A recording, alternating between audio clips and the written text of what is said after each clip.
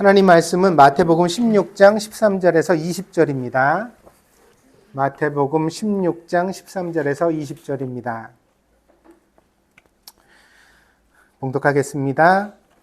예수께서 빌립보 가이사랴 지방에 이르러 제자들에게 물어 이르시되 사람들이 인자를 누구라 하느냐? 이르되 더러는 세례 요한, 더러는 엘리야, 어떤 이는 예레미야나 선지자 중에 하나라 하나이다. 이르시되 너희는 나를 누구라 하느냐? 시몬 베드로가 대답하여 이르되 주는 그리스도시요 살아계신 하나님의 아들이시니이다. 예수께서 대답하여 이르시되 바요나 시몬아, 내가 복이 있도다. 이를 내게 알게 한 이는 혈육이 아니요 하늘에 계신 내 아버지시니라. 또 내가 내게 이르노니 너는 베드로라. 내가 이 반석 위에 내 교회를 세우리니 음부의 권세가 이기지 못하리라. 내가 천국 열쇠를 내게 주리니 내가 땅에서 무엇이든지 매면 하늘에서도 매일 것이요 내가 땅에서 무엇이든지 풀면 하늘에서도 풀리리라 하시고, 이에 제자들에게 경고하사 자기가 그리스도인 것을 아무에게도 이르지 말라 하시니라.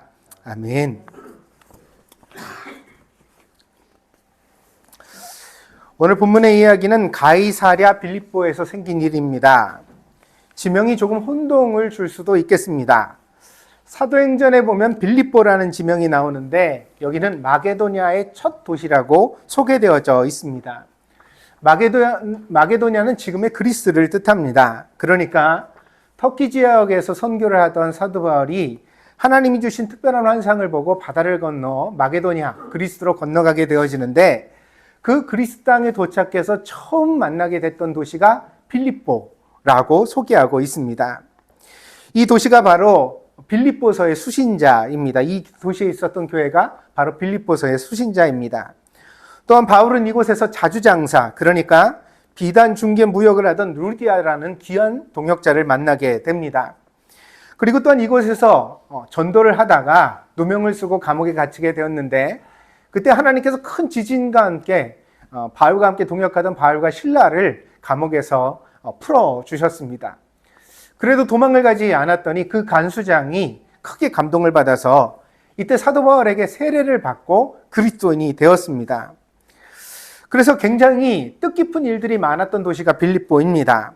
빌립보는 로마에서 퇴역한 군인들이 휴양을 즐기던 도시였으며, 때문에 로마의 직접적인 영향력이 많이 있었고 유력한 사람들도 많이 살던 그런 도시였습니다.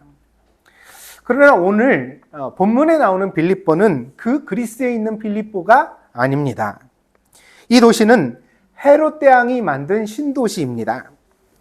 마게도냐 지방에 있었던 빌립보를 벤치마킹하여서 이스라엘 땅에 로마식 신도시를 헤롯이 만들고 있었던 것입니다. 그래서 그 이름 앞에도 가이사랴, 가이사는 황제를, 로마의 황제를 뜻하거든요. 황제의 이름이죠. 가이사랴라는 말을 도시 앞에 붙여서 이 도시를 로마 황제에게 헌정한 것입니다. 이 도시는 로마 황제를 위하여 만드는 도시입니다. 이렇게 만들었던 거죠. 당시에 로마는 전성기를 향하고 있었습니다. 그 로마의 황제와 조금이라도 친분을 가지기 위하여 많은 사람들이 온갖 아부와 아첨을 다했습니다. 그리고 그렇게 로마 황제와 조금이라도 알기만 하면 그것이 권력이 되어 보상되던 시절이었습니다. 때문에 이 가이사랴 빌립보는 로마 식민지의 상징입니다. 왜냐하면 헤롯이 이 도시를 만들어서 사람들한테 보여주면 사람들이 칭찬할 거 아니에요? 그럼 그 칭찬이 로마의 황제에게까지 들어가게 되어지면 헤롯이라는 왕이 내 이름으로 도시를 만들어서 그렇게 사람들한테 선전을 잘해줬다고? 그래, 훌륭한 왕이구나. 이런 이제 인정을 받으려고 만들었던 도시였다는 거죠. 그래서 유대인 촌놈들에게 로마가 얼마나 넓은 길과 깨끗한 목욕탕과 화려한 극장을 가지고 있는지를 보여주기 위한 도시였습니다. 일제시대 때 경복궁 앞에다가 총독, 일본 총독 관절을 지었잖아요. 그것이 지금은 다 김영삼 대통령 때 허물어져 가지고 첨탑만 국립박물관에 이렇게 보관되어져 있다고 그러는데, 굉장히 일본으로서도 사력을 다한 건물이었죠. 그래서 그걸 김영삼 대통령이 폭파시키겠다 그러니까 일본 정부에서 난리가 나가지고 우리한테 넘겨라. 우리가 모든 이전 비용을 내겠다. 그래서 다 부대를 해가지고 옮겨다가 일본에다 그걸 보존하고 싶다. 이렇게 요청을 했습니다. 그런데 김영삼 대통령이 폭파시켜 버렸죠. 그 뚜껑만 남겨놓고 다 폭파시켜 버렸습니다. 왜냐하면 그렇게 할 수밖에 없었던 것은 그것은 조선의 국권이 찬탈되어지고 우리가 겪었던 수치의 상징이었거든요. 이 가이사랴 빌립보라는 것도 유대에는 별 볼 일 없는 나라고 로마야말로 진짜 신천지라는 것을 사람들에게 보여주는 도시였다는 것입니다. 그래서 이 도시의 입구에는 크고 웅장한 가이사의 동상이 세워져 있었다고 합니다. 황제가 딱 이렇게 손을 들고 있는 동상을 그 도시의 입구에다 딱 만들어 놓고요. 여기서부터 황제의 땅이다. 이런 이제 선포를 하고 있었습니다. 예수님께서 제자들과 함께 이 도시에 도착하였을 때 아마도 그 일행의 기분은 복잡했을 것입니다. 당시의 유대 도시와는 전혀 다른 로마 분위기의 신도시 앞에서 위축되는 기분도 좀 있었을 것이고 온갖 좋은 소재를 다 갖다가 그 도시를 만들었으니까 야 진짜 로마가 대단하긴 하구나 이런 생각을 해보기도 했을 것이고 또한 로마가 이제부터 더 강력하게 세상을 지배할 터인데 그렇다면 유대인의 독립은 앞으로도 없구나. 우린 계속 식민지 백성으로 살아가야 하는구나. 그러면서 그 불의한 권력 앞에 분개하는 마음도 들었을 것입니다. 그러나 제자들의 마음보다 더 복잡한 것은 예수님의 심정이었습니다. 예수님은 이 황제의 동상 앞에서 자신이 높이 달린 십자가의 그림자를 보셨기 때문입니다. 그래서 이 장면을 읽으면 오버랩되는 이야기가 하나 있습니다. 마태복음 4장 8절입니다. 마귀가 또 그를 데리고 지극히 높은 산으로 가서 천하만국과 그 영광을 보여 이르되 만일 내게 엎드려 경배하면 이 모든 것을 내게 주리라. 이에 예수께서 말씀하시되 사단아 물러가라 기록되었으되 주 너희 하나님께 경배하고 다만 그를 섬기라 하였느니라. 어떤 장면이냐면 예수님의 공생애, 그러니까 전도하는 사역을 시작하시기 전에 광야에 들어가서 40일 동안 금식을 하셨습니다. 40일 동안 사람이 밥을 안 먹고 물을 끊고 그러고 나서 극한의 상황까지 가니까 얼마나 힘들었겠어요? 그 힘들 때 마귀가 와서 예수님을 3가지 시험합니다. 그 마귀의 3가지 시험 중에 마지막 시험이 무엇이었냐면 제가 읽어드린 본문처럼 예수님을 높은 산으로 데리고 가서 천하만국의 영광을 보여주면서 나에게 한 번만 경배하면 이 모든 것을 너에게 주겠다. 이런 시험이었습니다. 당시에 천하만국 중에 가장 우두머리가 되었던 나라가 로마입니다. 그리고 그 천하만국의 모든 영광을 한 손에 쥐었던 사람이 로마의 황제입니다.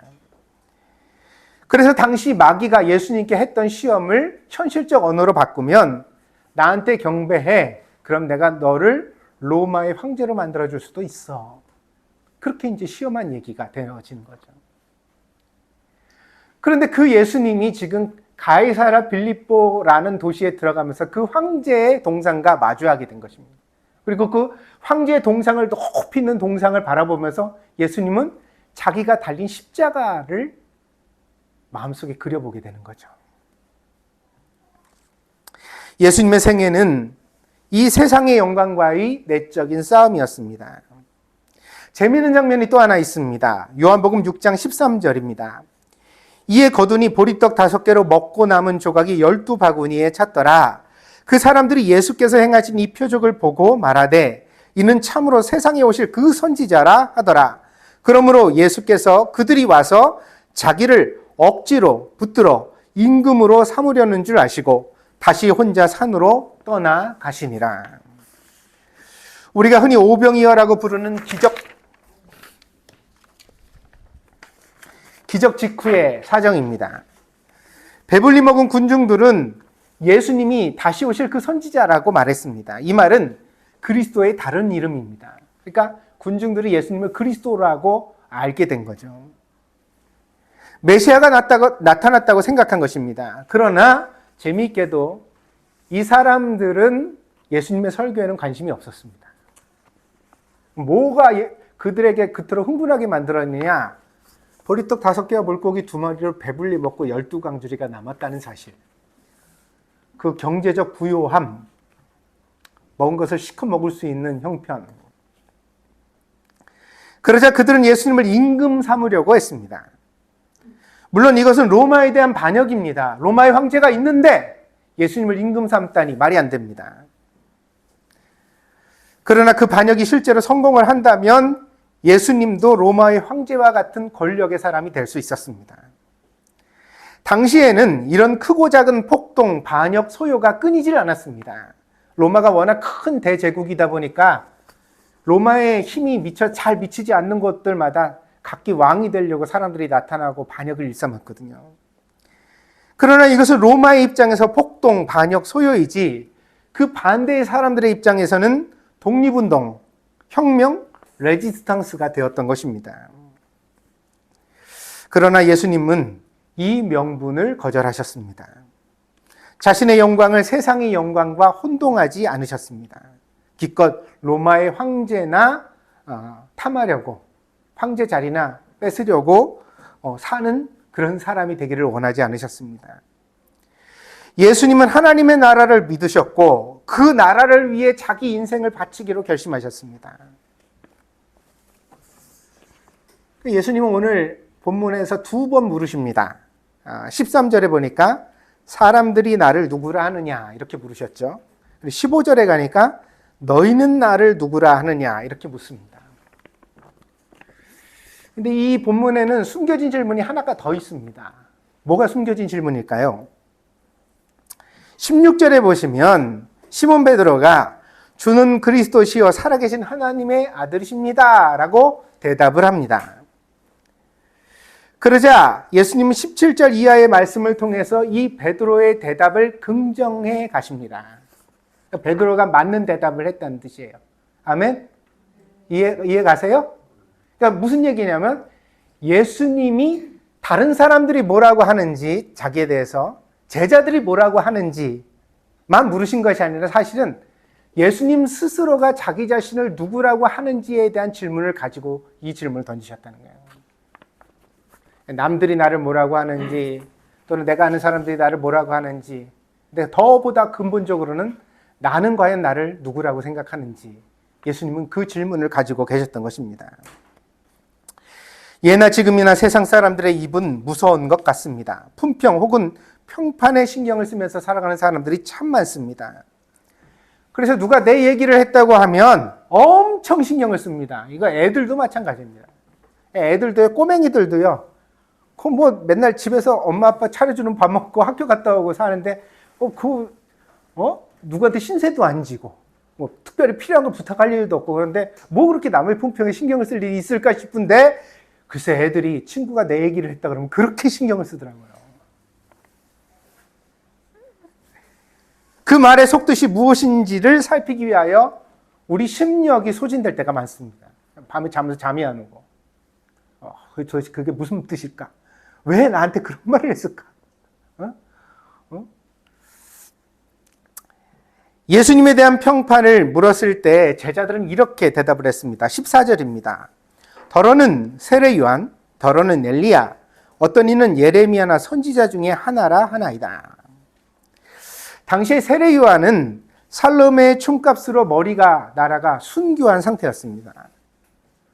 그럼에도 불구하고 사람들이 세례 요한을 예수님에 빗대어서 얘기하고 있었다는 거죠. 그러니까 대중이 세례 요한을 잊지 않았다는 뜻입니다. 이 말은 긍정도 있고 부정도 있습니다. 왜냐하면 긍정은 예수님도 세례 요한처럼 불의에 굴복하지 않고 바른 말을 하시는 분이다 이런 뜻이니까 기분 좋겠죠. 근데 부정의 뜻도 있습니다. 뭐냐면 아무리 그래봐야 정치 권력 앞에서는 힘을 쓰지 못하고 죽을 수도 있는 무력한 사람이다. 예수 대단한 것 같지만 또 왕이 기분 나쁘면 확 죽여버릴걸? 실제로 그런 생각을 하고 있는 상황이었죠. 예수님을 보는 복잡하고 이중적인 대중의 시선이 느껴집니다. 두 번째로 엘리야는 불의와 대결하여 승리했던 선지자입니다. 유대인들은 갈멜산에서 엘리야가 바알과 아세라의 선지자 850명과 싸움을 벌여서 대결해서 승리했던 승리를 기억합니다. 목숨을 건 승부였는데 거기서 엘리야가 이겼잖아요. 또 엘리야는 큰 능력으로 왕을 압도했습니다. 왕이 그를 죽이려고 했지만 죽이지 못했죠. 하나님이 지켜주셨으니까요. 그리고 마지막에는 살아서 하늘나라로 들려 올라갔습니다. 이는 예수님께서 기적과 능력으로 정치 권력을 압도하고 마침내 하늘의 시대를 열어주시면 좋겠다는 열망을 반영합니다. 그래서 예수님을 엘리야 같은 분이라고 불렀던 것입니다. 조금은 신비적이고 종교적이고 순수한 사람들의 기대입니다. 예수 그 죽은 사람도 살리고 막 병자 고치는 거 보니까 뭐 헤롯한테도 그렇게 왕으로서 그렇게 잘못하면 중풍병에 걸려가지고 죽을지도 몰라 이렇게 예수님이 딱 손가락질했을 때 헤롯이 갑자기 중풍병에 걸린다든가 뭐 이런 일이 있게 되면 뭐 세상의 권력을 예수님이 압도해 주시지 않을까 그런 일이 있을 수도 있겠다 그러면서 예수님을 엘리야라고 부른 것입니다. 마지막으로 예레미야나 선지자 중에 하나라고 했습니다. 유다의 멸망을 앞두고 사역했던 예레미야는 눈물로 호소했지만 시대를 바꾸지는 못했습니다. BC 586년에 바벨론에 의하여 남유다가 멸망을 당하면서 예레미야의 예언은 성취되었습니다. 시대를 향한 비관적 전망이 거기 묻어납니다. 그러니까 예수가 뭐라고 하지만 시대를 바꾸기는 이미 늦었어. 어쩔 수 없어. 지금은 로마의 시대야. 그래서 거기 선지자 중에 하나 그랬잖아요. 거기에 선지자 중에 하나라는 말이 많은 선지자 중에 하나라는 뜻이죠. 그러니까 사소하다는 뜻입니다. 그렇게 독보적이지 않다, 유일하지 않다. 예수님도 그렇게 많은 사람들 중에 그냥 하나. 뭐라고 말은 하지만 좋은 역할을 하기는 하지만 그런 사람들이 많이 있었지만 결국 우리는 변한 게 없잖아. 뭐 이런 뜻이 거기 묻어납니다. 그렇다면 예수님의 제자들은 예수님을 어떻게 생각했을까요? 모두 베드로처럼 생각하고 있었을까요? 아닙니다. 심지어 베드로 자신도 이때는 자신의 신앙의 고백을 제대로 이해하지 못했습니다. 그래서 지난 주간에 제가 설교를 드렸던 내용이 베드로가 예수님을 3번 부인하는 그 장면에서 예수님과 딱 눈이 마주쳤다. 그래서 지울 수 없는 양심의 가책을 가지게 되었고 그렇기 때문에 부활하신 예수님께서 베드로를 디베랴 바닷가까지 찾아오셔서 남자와 남자끼리는 하기 쉽지 않은 질문 너는 나를 사랑하느냐 3번이나 물어주셨다는 거죠. 그래서 이 질문과 대답의 과정을 통해 베드로가 가졌던 가책과 자기 마음속에 있었던 그 패배의식을 예수님이 극복할 수 있도록 이끌어 손 내밀어 주셨다는 것입니다. 그러니까 베드로도 이때는 어땠어요? 그리스도라고 고백은 했지만 진짜 믿는 것은 아닙니다. 그냥 예수님 듣기 좋으라고 하는 거죠. 자기가 지금은 진심일지 몰라요. 그러나 그걸 완전히 믿는 상태는 아니었다는 것입니다. 베드로가 무척 멋진 말을 했습니다. 그러나 그 내심은 제자들의 본심은 아마도 앞에 나와 있던 그 시대의 사람들과 크게 다르지 않았을 것입니다. 예수님 선지자이신 것도 같아? 설교를 무척 감동스럽게 하시네. 기적도 일어나. 근데 예수님은 왜 왕이 되려고는 안 하시지? 예수님이 빨리 왕이 되면 우리가 양 옆에서 좀 권력도 잡고 이렇게 호가호위하면 좋을 텐데 예수님 이런 건 관심이 없지. 왜 그러시지? 제자들이 이런 상태 가운데서 예수님을 따라가고 있었습니다. 이것은 이후에 예수님께서 군병에 잡히시고 십자가에 달리실 때의 여실히 드러납니다. 제자들 중에 아무도 옆에 있지 않았습니다. 예수님이 십자가에서 죽으시는 그 현장에 끝까지 목격한 제자는 요한밖에 없습니다. 나머지는 전부 다 도망가 버리고 말았습니다. 사람은 본래 신념을 지키는 것이 몹시 어렵습니다. 그것은 저와 여러분도 마찬가지일 것입니다. 말은 쉽게 해도 그 말을 지켜 살아가는 것은 참 어려운 일입니다. 그래서 사람이 배신하지 말아야 된다 이런 말을 합니다만 쉬운 게 아니에요. 아무도 몰라도 내 마음에 스스로 결정하고 내가 결심한 바를 배신할 때가 우리 되게 많거든요. 형편에 맞게, 처지에 맞게. 사람이요, 생각한 대로 자기 인생을 끝까지 완성한다는 건 참 어려운 일입니다.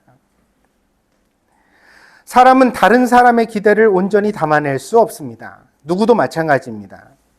평생을 기대에 부응하고 만족을 주고 칭찬만 들을 수 있는 사람은 없습니다.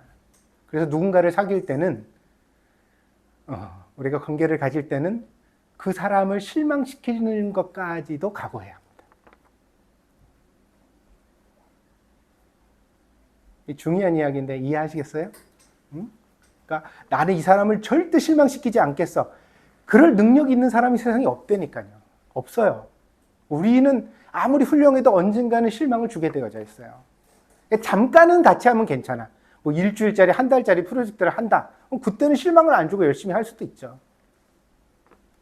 3년을, 10년을, 20년을 그런데도 나한테 실망하지 않는다고요?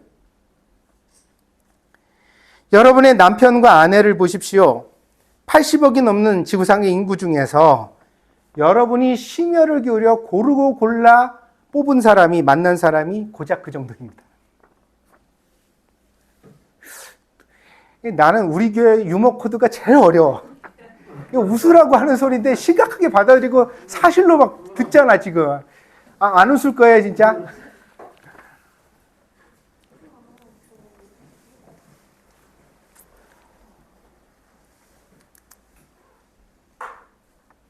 그 많은 사람 중에 하필 왜 나는 이 사람이랑 결혼을 했을까?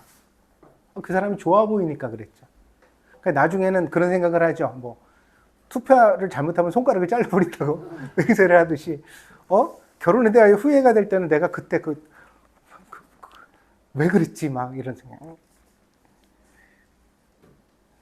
심지어는 AS도 안 됩니다. 환불도 안 됩니다. 여러분이 진심을 말하지 않으셔도 저는 다 압니다. 눈빛만 봐도.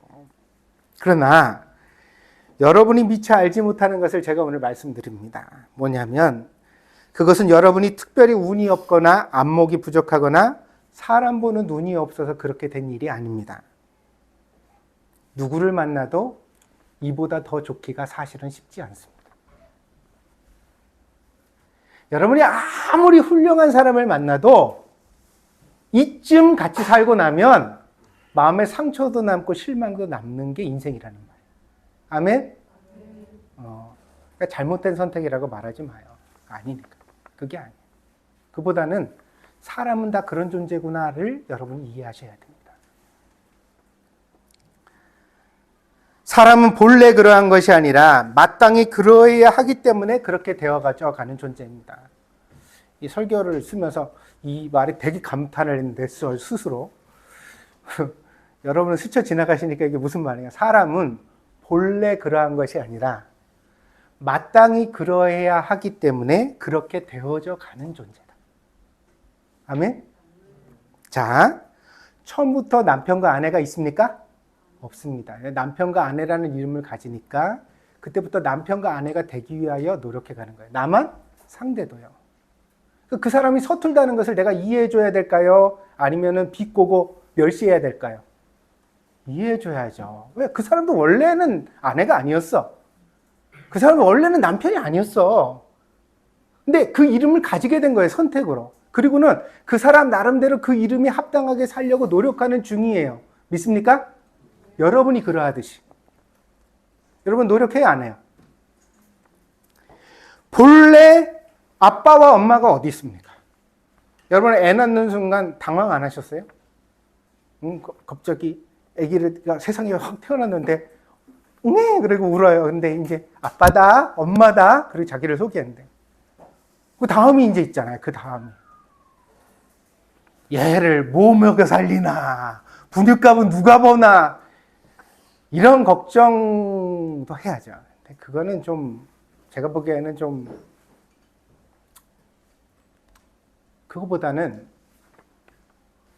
제가 지난주에도 말씀드렸죠. 사람이 가진 최고의 권력 중에 하나가 부모라는 권력이라고. 말도 못하는 핏덩이를 세상에 던져놓고 이 아이에게 말을 가르치고 생각을 가르치고 세상을 살아가는 법을 가르치는데 그 모든 권력이 부모로부터 나와요. 그러니까 여러분이요, 한 가지는 오늘 꼭 마음에 결심하고 가세요. 뭘 결심하냐? 이거 목사랑 약속. 약속해요? 새끼손가락 걸고. 약속. 그냥 자식 탓하지 마요.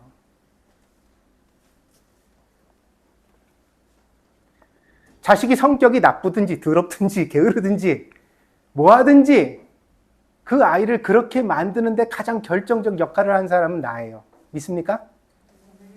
믿습니까? 그래서 다른 사람들은 욕할 수 있어. 다른 사람들은. 왜? 낳지 않고 기르지 않았잖아. 그러니까 어떻게 기르길래 저렇게 만들었어? 이런 말을 다른 사람은 할 수 있어.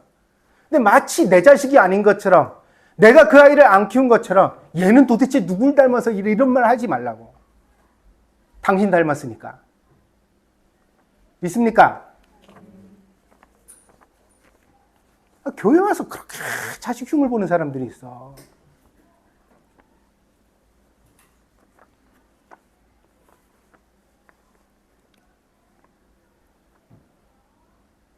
그건 잘못된 태도지만 그러나 여러분이 가졌던 고뇌와 노력은 인정합니다. 왜냐하면 여러분이 엄마와 아빠라는 이름을 가졌을 때 잘하고 싶었어요. 좋은 분유 먹이고 좋은 기저귀 차지고 애한테 잔소리하는 것도 그게 잘 되라고 한 거지 걔를 망치려고 하는 부모는 없다고요.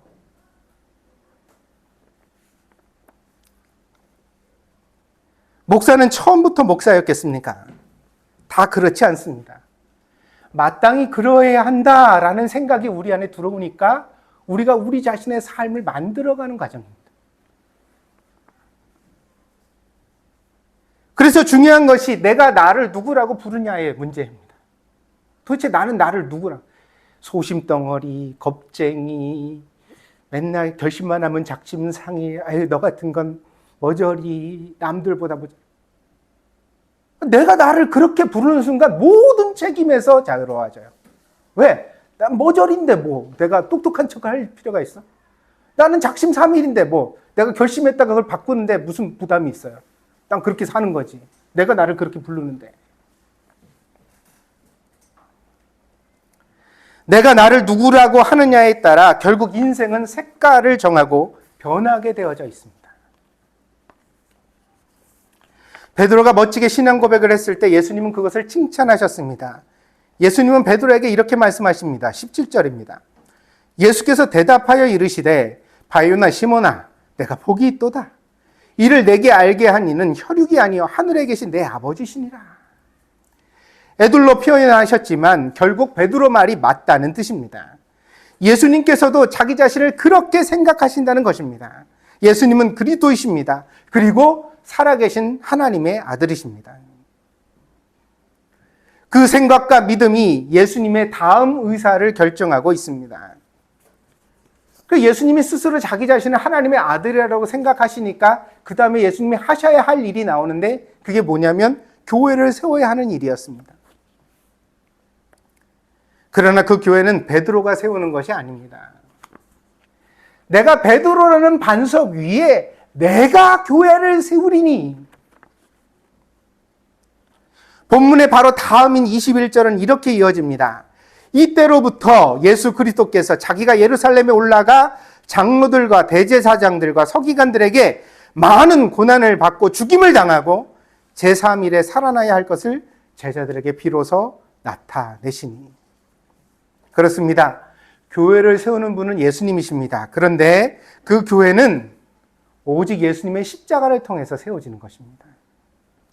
다른 누구도 대신할 수 없습니다. 그 외롭고 힘들고 고통스러운 경험을 예수님은 내가 하나님의 아들이니까 내가 해야 한다라고 결정하신 것입니다.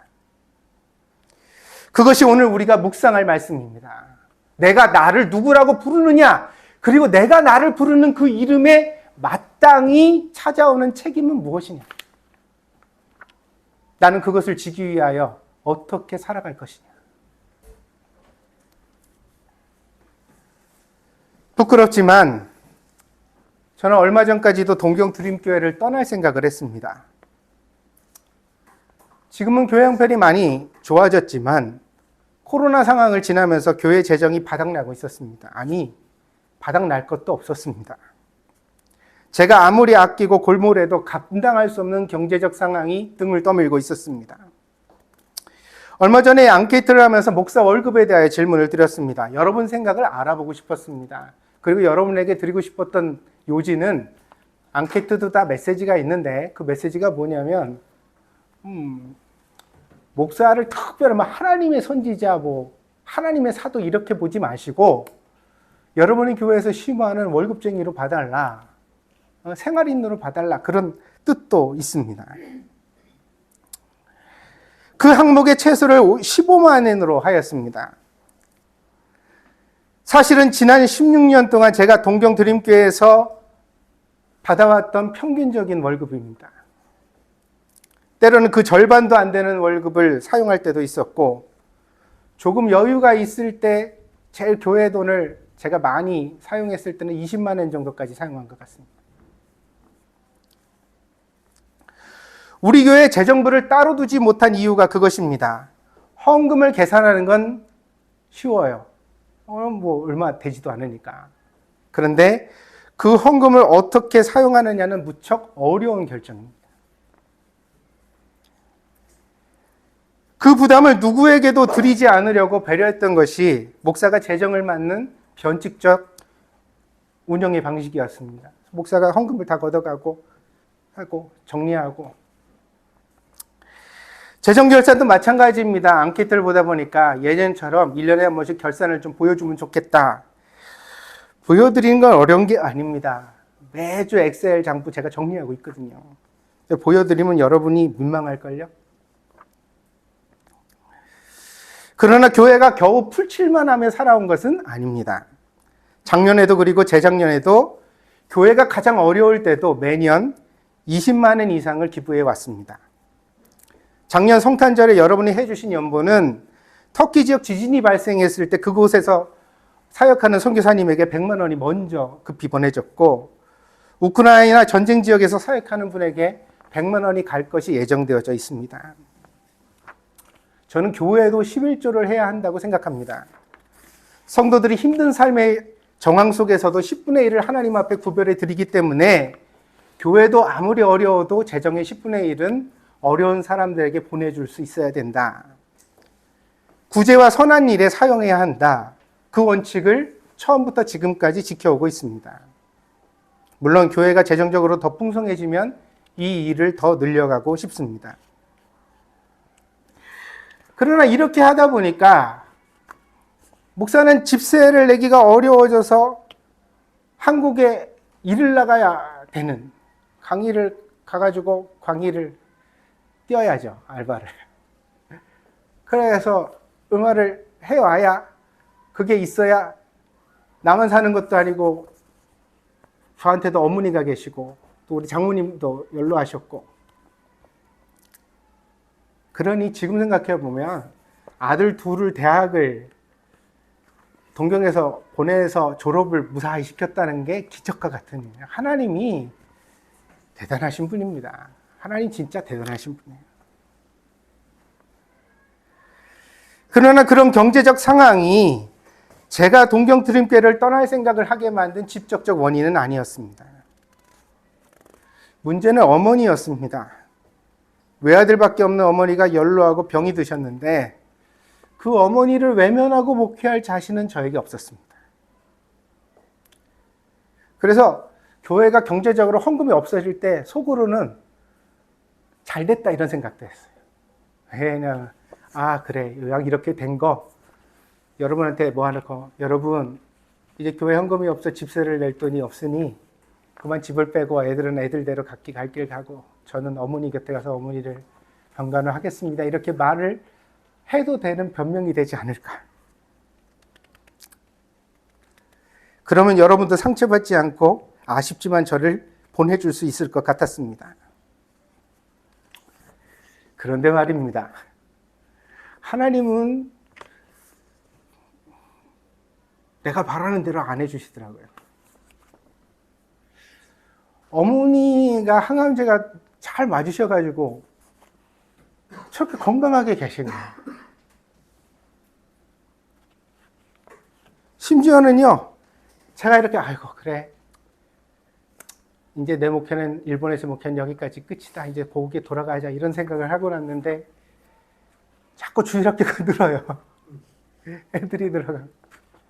제가 한국 가는데 이번에도 아이들이 쭉 서가서 목사님 맛있는 거 사오세요 이러고 기사를 하는데 제가 사실은 가면서 눈물이 핑 돌았습니다.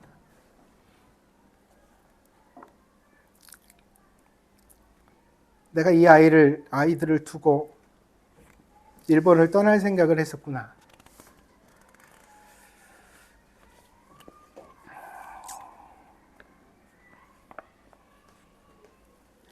연보도 조금 풍성해져서 요즘은 그래도 여러분이랑 밥도 먹을 형편이 되고, 그러니까 제가 이런 설교를 드리는 건 좀 지나갔던 뜻이에요.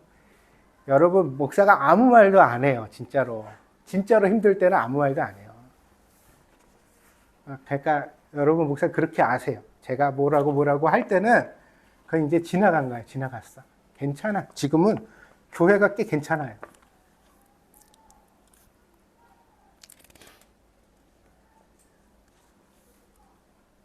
요즘 좀 형편이 좋아지니까 저도 마음이 들떠요. 그래서 아이들이 들어가고 청년들이 들어가고 연보는 조금 생기고, 그래서 이걸 또 어디다 갖다 유익하게 쓰지 이런 생각도 하고, 그러다 보니까 제가 새가족반을 만들고 여러분과 미래를 열어가는 꿈을 꾸고 있게 되었습니다. 그래서 막 신이 나다가 한 가지 근본적인 의문이 들었어요.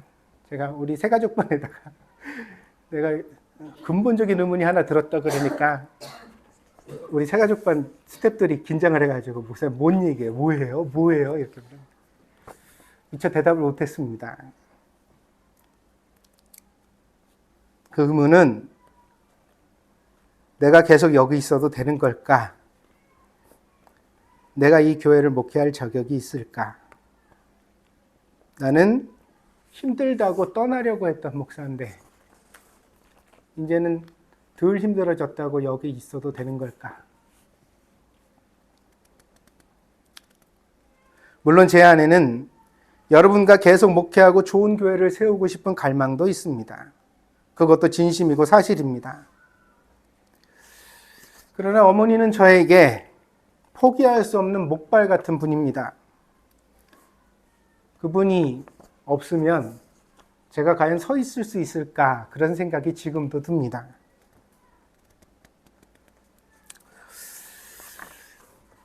힘들었던 시절에 제가 했던 기이한 행동이 하나 있습니다. 그게 사실은 오늘 이 설교를 하게 된 동기입니다. 아침마다 일어나 혼자 거울 앞에 서서 제 얼굴을 들여다보면서 작은 목소리로 나는 목사다라는 말을 10번쯤 되뇌었습니다. 우리 식구들도 모르는 일입니다. 그러나 한동안 그것이 저의 생활 루틴이었습니다. 코로나로 인해 예배당도 없고 성도들도 없고 재정도 없고 소속도 없고 교단도 없잖아요. 소속도 없고 일본에 와서 10년 동안 지내다 보니까 친구도 없어요. 이제 연락을 해서 만날 사람도 없더라고요. 없는 것 투성이의 저를 지탱해 준 이름은 나는 목사다라는 그 외로운 고백 한마디였습니다. 저는 지금도 목사이고 앞으로도 목사일 것입니다. 그 길에 후회가 없고 앞으로도 없을 것입니다. 그러나 그 목사라는 이름을 감당하기 위해서는 날마다 제 앞에 있는 십자가를 응시해야만 합니다. 큰 예배당에 많은 성도들에게 둘러싸인 동기 목사들을 봐야 하고, 그리고 제가 감당해야 하는 자식의 도리, 아버지의 도리, 남편의 도리, 그리고 무엇보다도 목사의 도리를 생각하고 또 생각하며 살아가야 합니다. 사랑하는 여러분, 여러분도 저와 같을 것이라고 생각합니다. 부모님 아프시다는 소식 들으면 귀국을 생각하게 되겠죠. 내 자식 잘 키우고 싶은데 가고 싶다는 학원 보낼 때 통장 잔고부터 확인해야 되는 형편은 우리를 고통스럽게 만듭니다.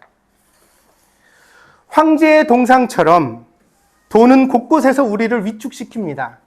돈이 없기 때문에 내가 돈이 없지 가오가 없냐 이런 말을 흔히 하지만 돈이 없으면 원래 가오도 없는 거예요. 뭐? 돈이 없는데 가오가 어딨어? 무슨 그런 순진한 얘기를, 그 20살짜리들이 하는 얘기죠. 20살짜리는 돈이 없어도 가오가 있을 수 있어요. 근데 30이? 40이? 50살이?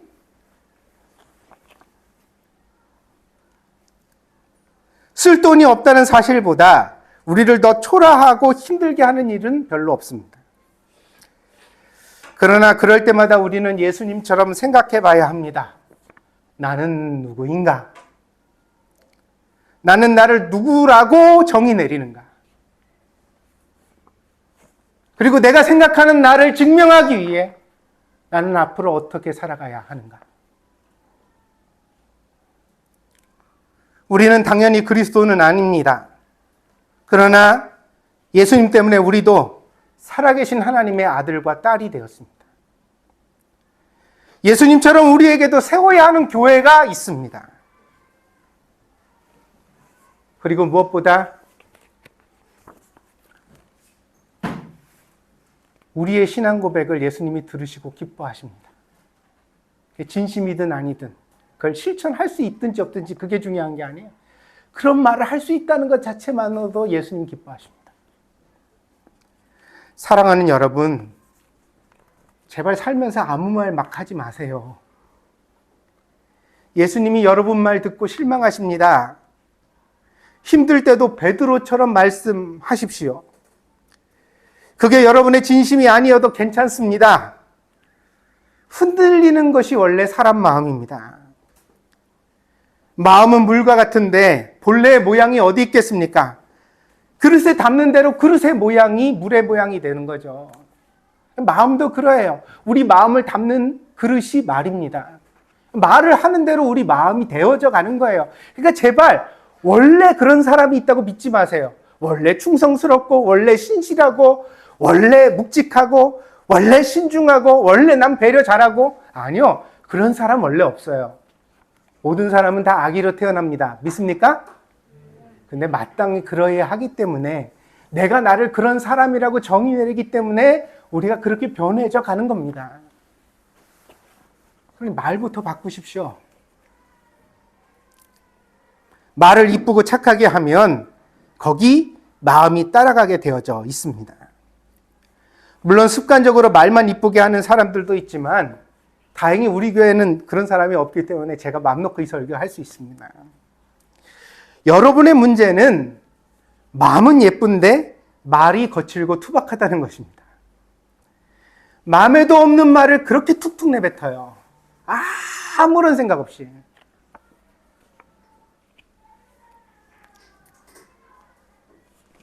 그래서 여러분에게 부탁드립니다.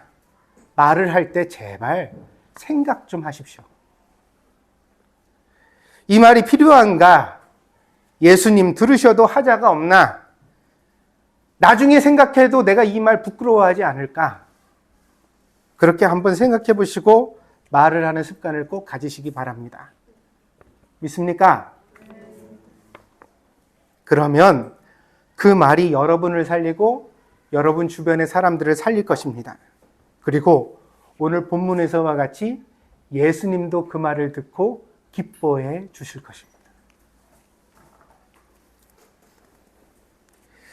그리고 저의 이야기는 아직 미완입니다. 근본적인 의문이 하나 들었는데 그 의문이 아직 해결되지는 않았습니다. 제가 잘할 수 있도록 여러분이 기도해 주시기를 바랍니다. 하나님께 제 길을 맡기고 주님이 인도하시는 대로 제 길을 가겠다고 다짐해 봅니다. 그러니 목사 너무 의지하지 마십시오. 목사 없어도 되는 성도가 되십시오. 그게 좋습니다. 우리가요, 은혜라는 것이 그 본래의 의미가 굉장히 따뜻하다는 뜻이거든요. 그리고 우리가 고양이를 키워보니까 맨날 아침마다 그렇게 햇볕에 가서 누워서 빨래 널듯이 배를 깔고 있어요.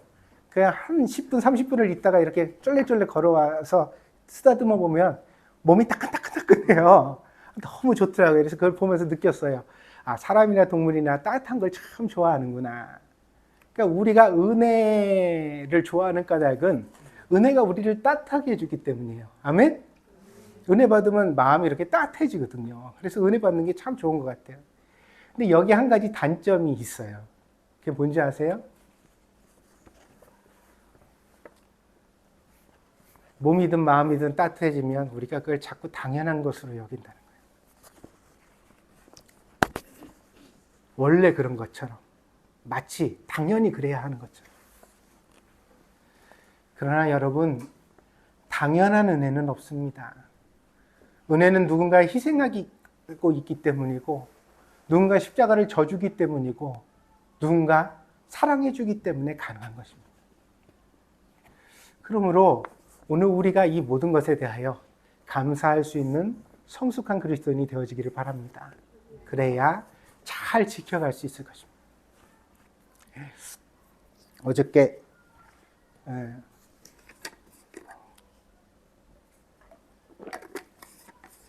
설교 온 거 끝났어요. 이제 끝날 거. 근데 어저께 우리 찬혁이랑 집사님들이랑 골프를 치러 갔다 왔나 봐요. 골프장에서 뭐 나이스 샷 그러면서 영상도 보내고 봐서 좋았는데, 갔다 오더니 우리 찬혁이가 입이 이렇게 찢어졌어요.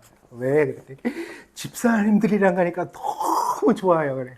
뭐가 이렇게 좋아? 그러니까 운전도 안 해도 되고 이것저것 막 사주고 밥도 사주고 뭣도 사주고 집사님들이 그렇게 챙겨줘가지고 너무 좋았다고.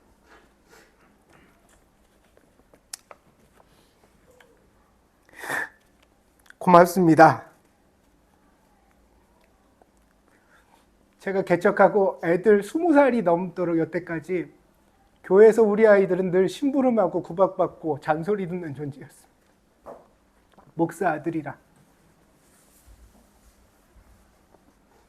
가끔 우리 장집사님이 콤비니 내려가서 마음껏 집어라 했던 좋은 경험도 있지만, 뭐라 그러면 목사 아들이 교회에 와서 인터넷만 하고 있다고.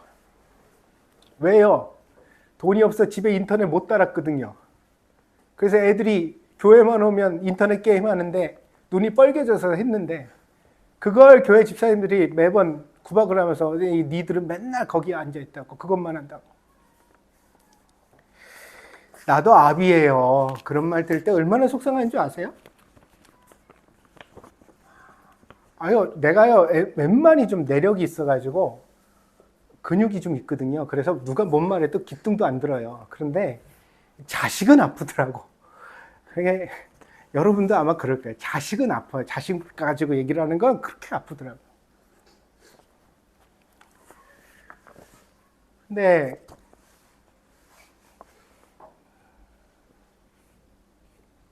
여러분이 우리 집사님 챙겨가서 애들 뭐래 가르쳐 주시고 그렇게 하고 그러는 거 보니까 속으로, 겉봐 임마, 아빠가 목사인 게 나쁘기만 한 일은 아니지?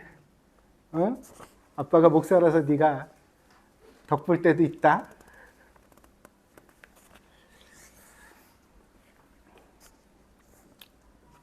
제가 드리는 말씀은 당연한 게 아니라는 거예요.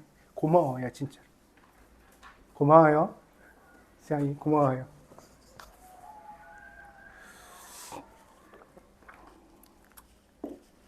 우리 이성현 집사랑 유주 엄마랑 엊그저께 만나가지고 막 계획을 짰나 보더라고요.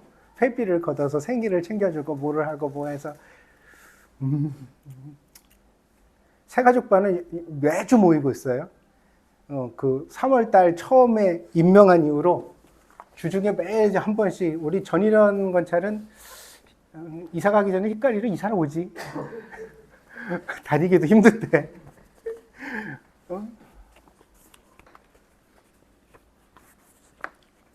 당연한 게 아닙니다. 당연한 게 아닙니다.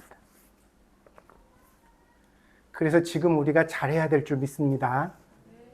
더 정신 차리고 더 기도하고 한 사람 한 사람을 더 소중히 여기고, 그리고 무엇보다도 평판에 튼들릴 게 아니라 예수님 보시기에 합당한 교회가 되기 위하여 우리의 마음의 심지를 견고히 하고 하나님 앞에서 함께 나가야 될 줄 믿습니다. 그렇게 우리가 함께 하나님이 주시는 은혜를 잘 감당할 수 있는 교회가 되어지기를 바랍니다. 기도하겠습니다.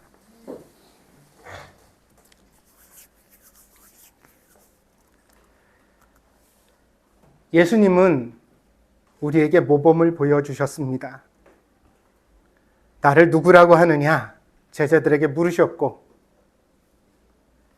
주는 그리스도시요 살아계신 하나님의 아들이십니다라고 고백했을 때 그 고백을 기뻐하시면서 그렇기 때문에 나는 교회를 세워야 하고 그러기 위하여 나는 십자가의 길을 가야 한다. 그렇게 말씀하셨습니다. 예수님, 나는 누구입니까?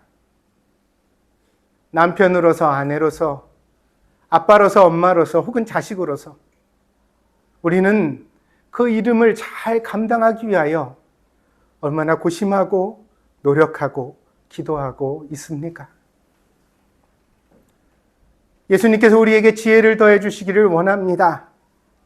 그리하여 점점 성숙해가고 더 아름답게 갖추어져 가는 인생이 될 수 있도록 예수님 우리를 이끌어 주시옵소서. 뿐만 아니라 그런 성도들을 통해 예수님께서 동경 드림교회를 세워주시기를 원합니다. 믿음이 살아있는 교회, 하나님의 역사와 은혜가 있는 교회 되게 하여 주시옵소서. 이 일을 위하여 우리가 마음을 모으게 하시고 협력하게 하시고 함께 노력해가는 교회가 되게 하여 주시옵소서. 감사를 드리며 모든 말씀 예수 그리스도의 이름으로 기도하였습니다. 아멘.